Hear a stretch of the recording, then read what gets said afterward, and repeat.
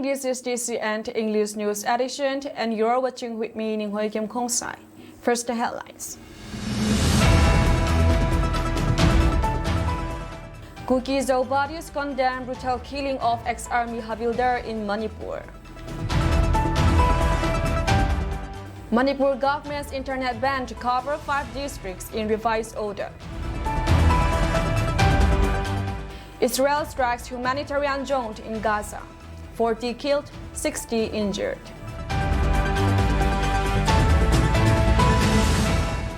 News in detail. In Manipur, the Indigenous Tribal Leaders Forum (ITLF) has strongly condemned the brutal murder of Lim Kolal Mate, a former Havildar in the Indian Army, who was killed by Meitei extremists in Manipur. Mate's body was found with signs of violence in Sekmai, Imphal West District on September 9, 2024. The ITLF has called for immediate action against the perpetrators and demanded that the central government intervened in the ongoing ethnic violence in Manipur. The forum has expressed deep anguish over the loss of a community member and urged the government to bring those responsible to justice. They have also demanded that the central government dismantle the terror apparatus operating under the guise of Meitei militancy.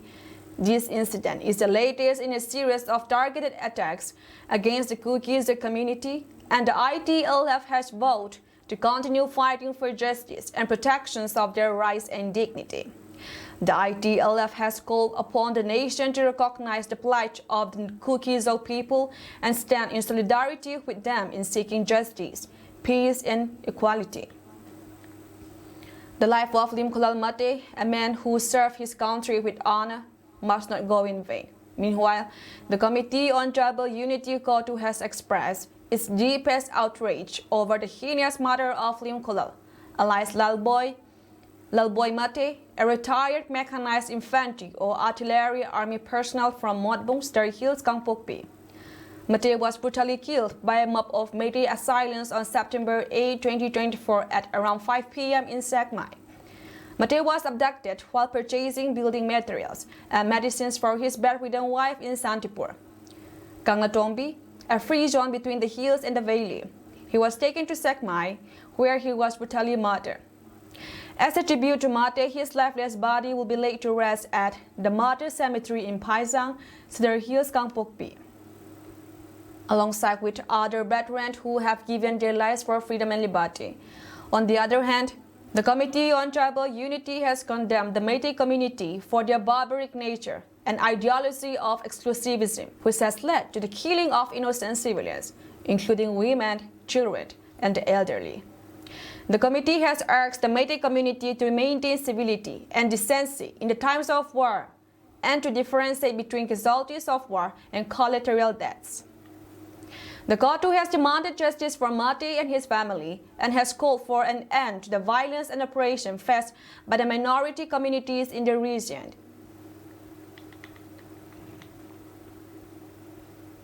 The Manipur government, in a revised order on Tuesday, banned mobile internet services in 5 districts instead of the whole state as announced earlier, for 5 days to prevent the spread of fake and concocted posts, photos, and videos, and to maintain law and order, officials said. Meanwhile, the Higher and Technical Education Department, in view of the prevailing unrest in the state, has closed all the government-aided and private colleges till September 12.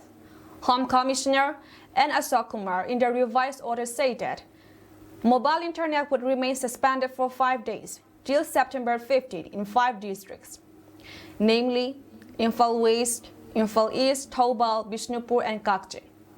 Earlier, Joint Secretary Home Mayang Bamveto Singh in his order said that mobile internet ban has been imposed in the entire state to thwart the design and activities of anti-national and anti-social elements, and to maintain peace and communal harmony, and to prevent any loss of life or danger to public or private property. It has become necessary to take adequate measures to maintain law and order in public interest by stopping the spread of disinformation and false rumors through various social media platforms. In the revised order, the Home Commissioner said situation is likely to cause serious disturbances to the peaceful coexistence and maintenance of public order. Do hereby order temporary suspension or curbing of internet and mobile data services, including leased lines, VSATs, broadbands and VPN services in the territorial jurisdictions of the Imphal West, Imphal East, Thoubal, Bishnupur and Kachching districts of Manipur for 5 days, with effect from 3 p.m. of September 10 till 3 p.m. of September 15, except for those cases whereby state government has exempted and allowed for whitelisting.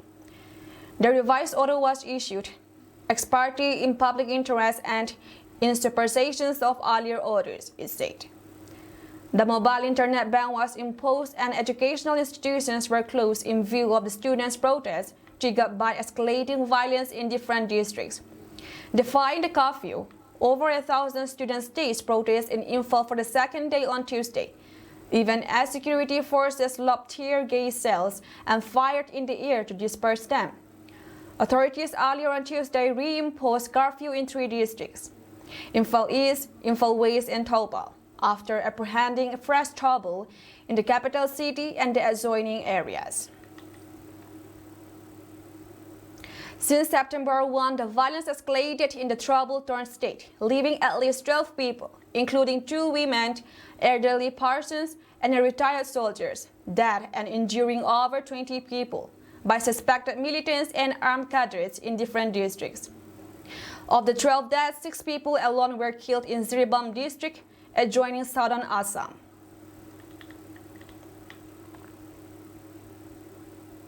The Kuki MP Manipur, an apex body of Kuki tribes, has alleged that the statements made by the Manipur police during a recent press conference regarding the prevailing situations in the state are inaccurate and misleading. In a press statement issued by Kuki MP on Tuesday, September 10, 2024, the tribal body said the Manipur police assertion that it operates without ethnic divisions is grossly inaccurate. It alleged that the police force in Manipur is split as the Meitei police and the Kuki police, with jurisdictions and operations segregated by ethnic areas. It said the claim made by the Manipur police regarding the use of drones by the Kuki volunteers is fundamentally misleading. It claimed that the Kukis have never used drones for bombings. Rather, the Meiteis launched drone bombings during an attack earlier this year.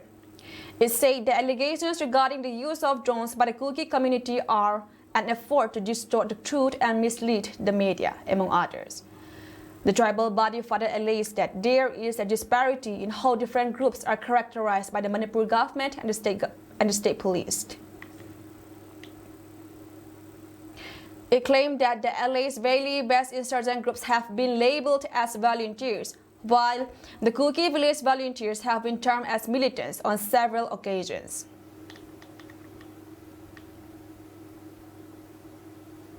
A passing out parade was held today at 8:30 a.m. at Satish Chandra Parade Ground, Subsidiary Training Center, Border Security Force, Gangpi Mall. The parade was attended by 182 personnel, including radio operators and radio mechanics, who completed their training. Ravi Gandhi, ADFG BSF Eastern Command, inspected the parade and took a salute. The trainees took an oath to uphold the constitutions of India. Medals were distributed to the best trainees in various categories, including physical training, drill, and map reading. The passing out parade was followed by a cultural program which included a Purilia dance and Lati Kela dance performance by the trainees from Frontier Mizoram and Kutch. A martial arts show and PT jump show were also held. The trainees underwent 24 weeks of training, which included firing of INSAS rifle, LMG, 9mm Beretta, 9mm pistol, X95, AK-47, and 51mm mortar, as well as grenade throwing. They also underwent physical fitness training, drill, map reading, field craft, battlecraft, field engineering, border management, BSF law, internal security duty, swimming, assault course, bayonet fighting, battle, inoculations, and route march. The subsidiary training center, BSF, was established on March 15, 1968 in Shillong and shifted to Lamka on February 16, 1990. It is one of the premier training centers in Northeast India. The center has modern training facilities, including classrooms, squad posts, training cells, firing ranges, and sports facilities like basketball courts, badminton courts, handball courts, volleyball courts, football ground, hockey, and tennis court.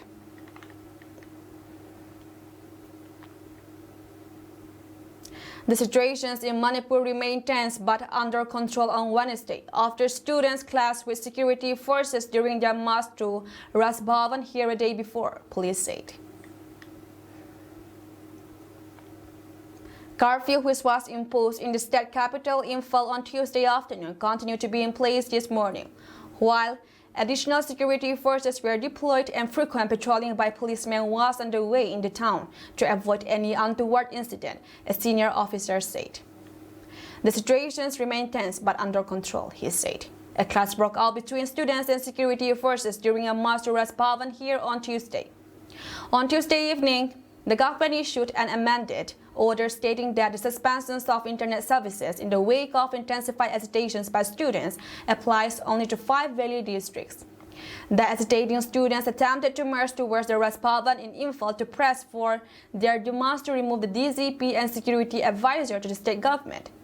The police have fired tear gas cells to disperse students who were accused of pelting security forces with stones in the Khairamban and Kakwa Naurem Laikai areas in the state capital. More than 55 students were injured in the clashes and admitted to RIMS Hospital, a student's body claimed. The Raj Bhavan, in a statement issued late on Tuesday night, said representatives of students met Governor Laxman Prasad Acharya and submitted a memorandum. They urged the governor to take up appropriate steps to fulfill their demands, it said. The governor assured them that he would take steps in the best interests of the students and the people of Manipur, the statement said. Meanwhile, search operations and area dominations exercises were underway in Kangpokpi district and arms and explosives were recovered, police said in a statement.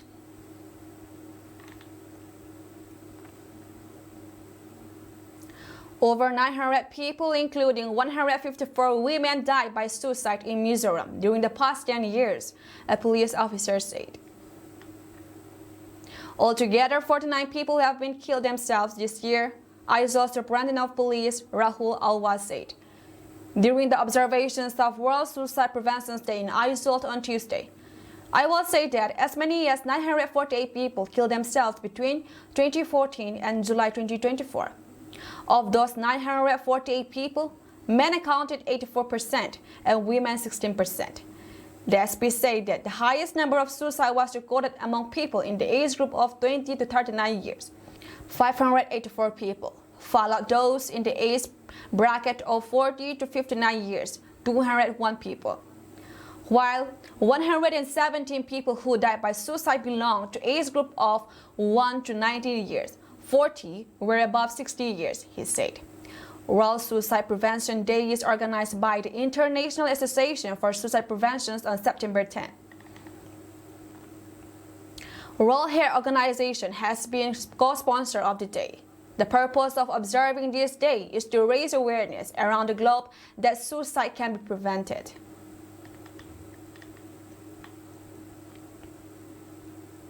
A road accident occurred September 11th on Manmwar Road in Changlang district of Arunachal Pradesh, resulting in the death of 3 individuals, including a truck driver.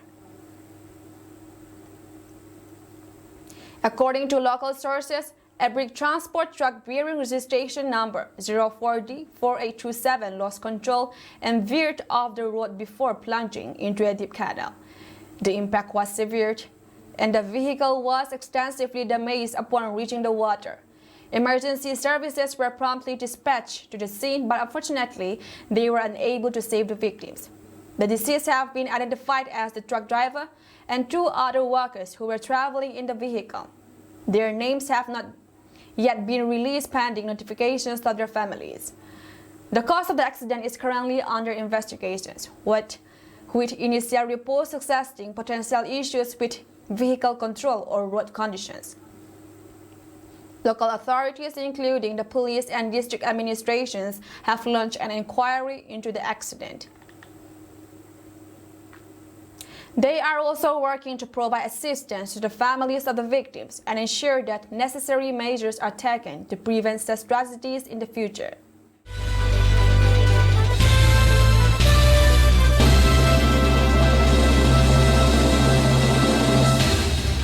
The Yunnan government is planning to train and prepare 5,000 cyber commandos over the next 5 years to deal with cyber crimes in India, said Home Minister Amit Shah on Tuesday, terming cybersecurity an integral part of national security. Addressing the Foundation Day celebrations of the 14C or Indian Cybercrime Coordination Center in New Delhi, he asserted that cybercrimes has no boundary, and hence all stakeholders must come together to deal with its manage. Cybersecurity is an integral part of national security. We must ensure cybersecurity, as without cybersecurity, the country's progress is not possible, he said. Stressing the importance of making cyberspace safe, he said 46% of digital transactions in the world are taking place in India. Shah also inaugurated 4 platforms under 14C to fight cybercrime in the country. The 14C was established in 2018 under the Ministry of Home Affairs (MHA). Its primary objective is to establish a national-level coordination center for addressing all issues related to cybercrimes in the country. The 14C also is mandated to enhance the capabilities of law enforcement agencies and improve coordinations among various stakeholders dealing with cybercrime. Tensions prevailed in Himachal Pradesh, Simla on Wednesday as hundreds of people protesting against an alleged illegal mosque clashed with the police. Visuals show protesters, including women, chanting slogans against the mosque. A group of protesters were also seen trying to overwhelm the police after tossing around their barricades. The police retaliated with water cannons and mud force. The protest was called by Hindu groups in the mountainous city. They gathered in the Delhi area of Simla on Wednesday and held a protest against the alleged illegal constructions of a mosque in the Sanjwali area. Media advisor to Himachal Pradesh CM Naresh Chauhan said, the BJP wanted to make this a Hindu-Muslim issue. All the people that have gathered, I know them personally. Those 20 to 25 people are BJP workers and they have contested elections on BJP tickets. The BJP wants to make this a national issue, but the reality is that this is not a Hindu-Muslim issue. It is a law and order situation, and the law will take its course. The CM has said that any action that needs to be taken related to unauthorized construction will be taken. Some people who see a political opportunity in this will not get support. The government has said that they will keep a track record of the people coming from outside to make sure that there are no bad elements, Naresh Chauhan said. Everyone understands how some people are trying to make it an issue for their greed. The issues of an unauthorized constructions, the law is taking its course and the matter is in the Commissioner Court. Connecting the issue with a mosque controversy is not right. The locals have not come out. Some BJP workers are raising slogans 2 kilometers away from Sanjwali. They try to gather public support through social media, but that has not happened. People understand the real issue, he added. Leader of opposition in Himachal Pradesh Assembly Jairam Thakur meanwhile blamed the government, saying that the state was delaying action against the alleged illegal construction. Himachal Pradesh is a peaceful state. There have hardly been any community conflicts here, but now the situation has emerged. The government should also take active measures against it, and people are agitated because of the delay. The sentiment of the Hindus and the local people must be respected. Imposing BNSS 163 is an attempt to suppress the voice of the people. There should be peaceful protests within the limits of the law.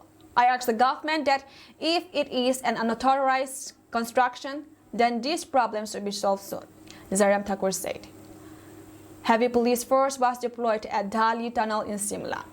On Tuesday, the police imposed prohibitory orders in the Sanjwali locality. The prohibitory orders were issued due to prevailing law and order situations in Senswali area and apprehensions of a breach of public peace and tranquility, District Magistrate of Simla Anupam Kansyap said. The order shall remain effective in the entire Senswali area on Wednesday from 7 a.m. to 11:59 p.m. CM Sukhvinder Singh Sukhu said that the people have the right to protest peacefully, but there should not be any damage.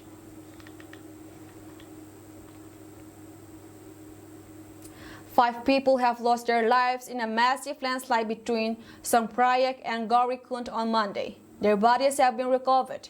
Initially, one person had been killed.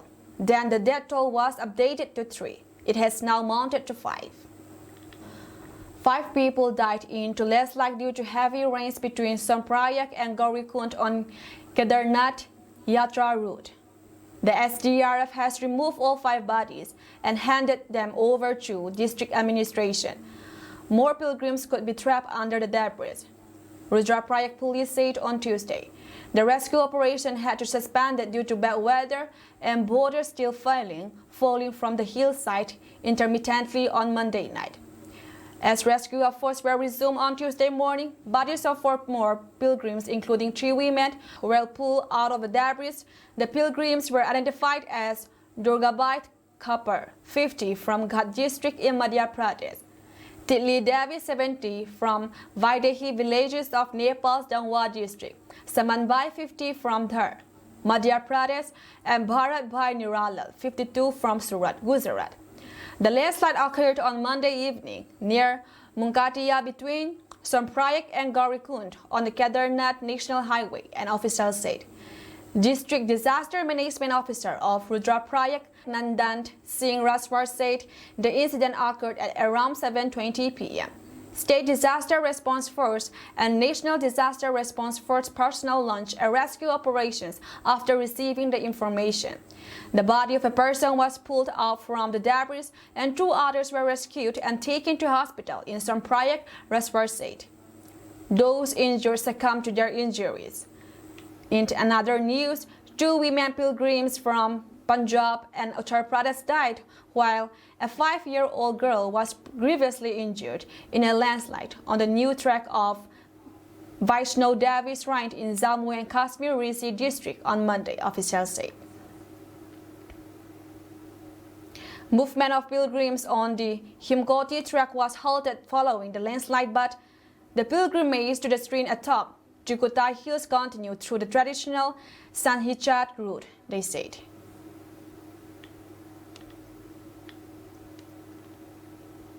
A BSF soldier sustained injuries after Pakistani troops resorted to unprovoked firing at Indian posts in Jammu and Kashmir in violations of a ceasefire agreement along the border.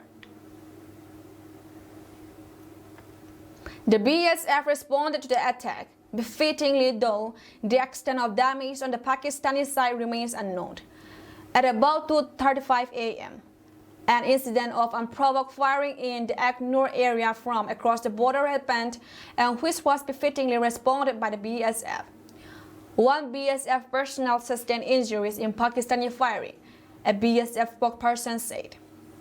The spokesperson further added that the troops are maintaining high alert levels, ensuring tight surveillance across the international border and the line of control. Since the renewal of the ceasefire agreement on 25 February 2021, ceasefire violations between India and Pakistan have been very rare. However, last year, a BSF soldier lost his life in the Ramgarh sector following firing from the Pakistan Rangers, marking the first casualty on the Indian side in over 3 years. This latest ceasefire violation comes just days before the first phase of the 3-phase Jammu and Kashmir Assembly elections, stated to begin on 18 September. The second phase polling is set for 25 September, with the voting for the final phase on 1st October.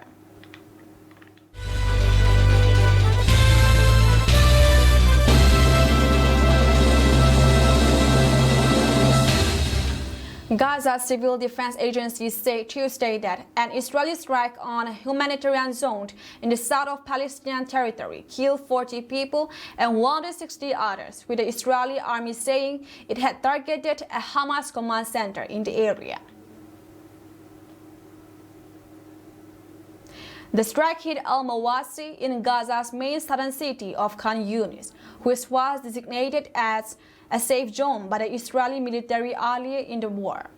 With tens of thousands of displaced Pakistanians seeking refuge there, however, Israel's military has occasionally carried out operations in and around the area, including a strike in July that it said killed Hamas military chief Mohammed Deif, and which Gaza health authorities said killed more than 90 people.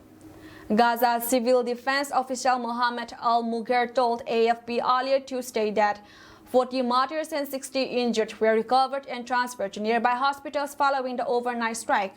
Our crews are still working to recover 15 missing people as a result of targeting the tens of the displaced in Mawashi's Khan Yunis, Mughir added.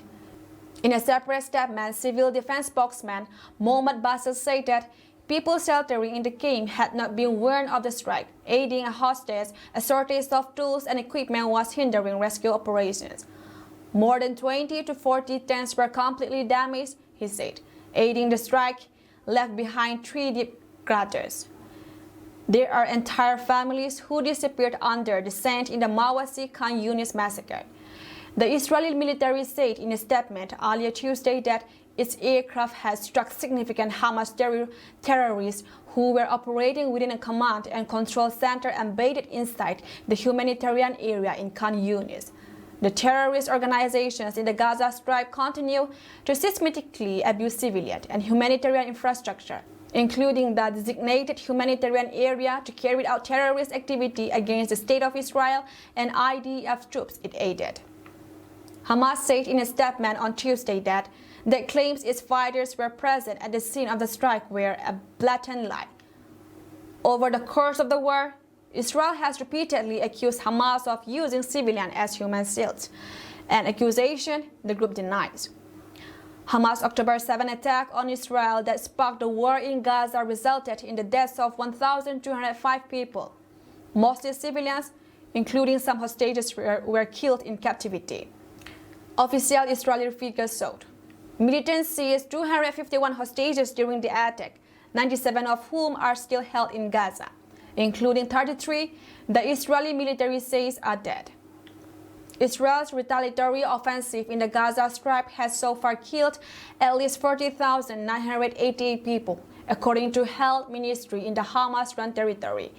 The UN Human Rights Office said most of the dead are women and children. The vast majority of Gaza's 2.4 million people have been displaced at least once during nearly a year of war, according to United Nations. From 1,200 inhabitants per square kilometer before the war, the Al-Mawasi humanitarian zone now houses between 30,000 and 34,000 people per square kilometer, and its protected area shrank from 50 square kilometers to 41, the UN has calculated. The United States, Qatar, and Egypt have been meditating in efforts to force a ceasefire and hostage prisoner exchange deal between Israel and Hamas, but talks remain stalled.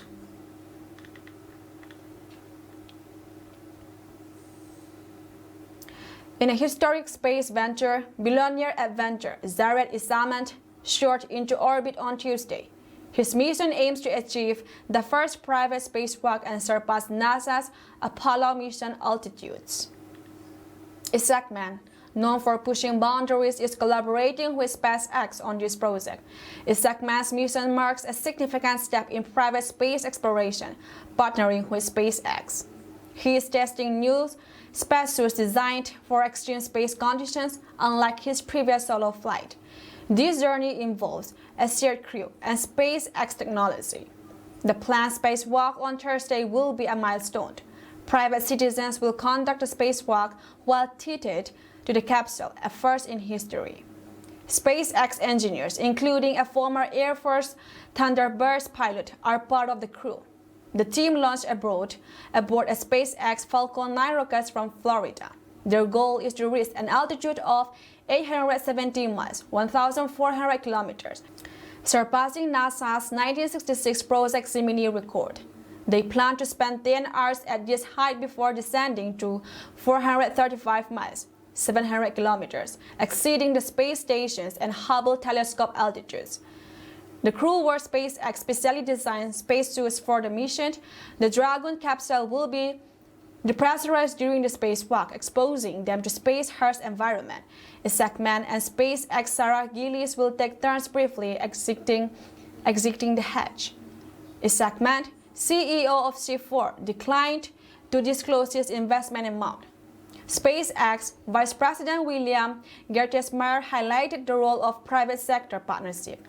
Isaac Mann purchased 3 trips from Elon Musk, continuing his support for space exploration. Spacesuit development delays pushed the Polaris Dawn flight schedule.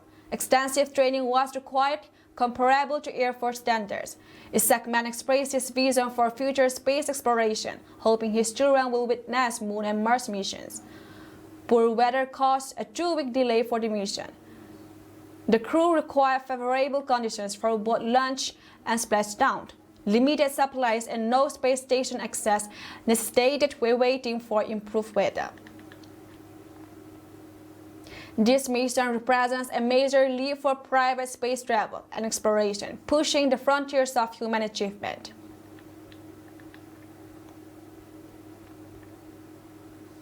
Anti-Israel and anti-war protesters and police clashed outside a defense exhibition in Australia's second-largest city of Melbourne, with police using sponge grenades, flashbang devices, and irritant sprays to control parts of the hostile crowd. A Victoria State Police spokesperson said in a statement that police were pelted with rocks, horse manure, and bottles filled with liquid as they tried to protect attendees of the expo, some of whom were assaulted by protesters. Police say 2,000 police officers required medical treatment and 39 people were assaulted, arrested for offenses including assaulting, obstructing or hindering police, arson, and blocking roads. Victoria Police is appalled at the behavior of some of the protesters in attendance, the police spokesperson said. If you wish to come and protest, do so peacefully. We will not tolerate criminal behavior. Some police have been spat at by protesters, whilst other officers have been sprayed with a liquid irritant, some of which has been identified as acid. Protesters, organized by groups including Students for Palestine, Extinction Rebellion, and Disrupt Wars, also lit fires in the street and disrupted traffic and public transportation, while objects were thrown at several police horses, but no serious injuries were reported, police said. Some 1,200 people attended the protest outside the venue hosting the Biennial Land Forces International Land Defense Exposition, according to authorities. Australian media reported it was the largest police operations in Melbourne since 2000, when the city hosted the World Economic Forum. Local police, fearing crowds of as many as 25,000 protesters, diverted resources from regional areas in anticipation. About 1,000 exhibiting organizations from 31 countries were expected to attend the event through Friday, which the organizers say was Australia's largest defense expo. Some attendees were doused in a red liquid by protesters, ABC News reported. Videos posted to social media showed many protesters chanting pro-Palestinian and anti-Israel slogans through loudspeakers and waving Palestinian flags, while dumpsters were pushed toward police lines. Dozens of people could also heard shouting from the river to the sea, "Palestinians will be free," a chant condemned by many as a call for the elimination of Israel. Some held signs calling for an unconditional ceasefire in Israel's war against the Hamas terror group, apparently dismissing the need for the release of the 101 Israeli hostages held by terrorists in Gaza. We are protesting to stand up for all those who have been killed by the type of weapons on display at the convention, Students for Palestinian National co-convenor Jasmine Duff said in a statement. Australian Prime Minister Anthony Albanese said people had the right to protest, but had to do it in a peaceful manner. You don't say your protest to defense equipment by throwing things at police. They've got a job to do, and our police officers should be respected at all times. Albanese told Channel 7. Anti-Semitism and anti-Israel sentiment have risen in Australia since Hamas' October 7 massacre, which saw thousands of terrorists burst across the border into Israel, killing some 1,200 people and seizing 251 hostages, mostly civilians, amid extra brutality and sexual assault. In October, a few days after the unprecedented onslaught, Jewish Australians who were holding a vigil outside the Sydney Opera House were faced with anti-Semitic pro-Palestinian protesters who chanted "Fuck the Jews" and "Gaze the Jews," although the law enforcement later claimed that they were chanting "Where the Jews" and not "Gaze the Jews." In an effort to combat the spike in anti-Semitism, Albanese appointed an envoy in July to deal with the issue, as well as an envoy to address Islamophobia. That's all from us tonight, and we thank you for joining our program.